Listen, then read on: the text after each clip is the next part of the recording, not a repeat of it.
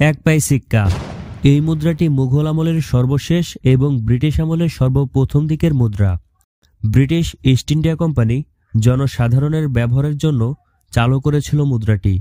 18 শতকের দিকে এই এক পাই সিক্কাটি ইস্যু করে বেঙ্গল প্রেসিডেন্সি অর্থাৎ ব্রিটিশ ইন্ডিয়া।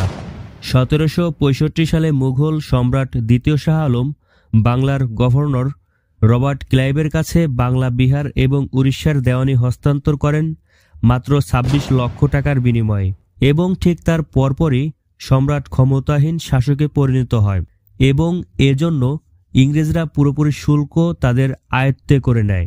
আস্তে আস্তে ইংরেজরা ভারতবর্ষকে নিজেদের নিয়ন্ত্রণে নিয়ে নেয় এবং তারপর টানা 200 বছর ইংরেজরা এদেশ শাসন করে গেছে।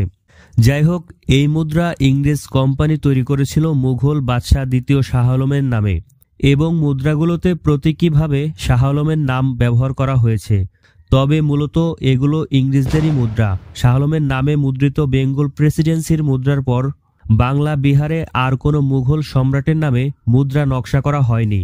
মুদ্রাটিতে মোট 3টি ভাষা ব্যবহার করা হয়েছে, যেগুলো হলো বাংলা, ফার্সি এবং গুজরাটি, এবং এই মুদ্রাটি 1831 সালে তৈরি করা হয়।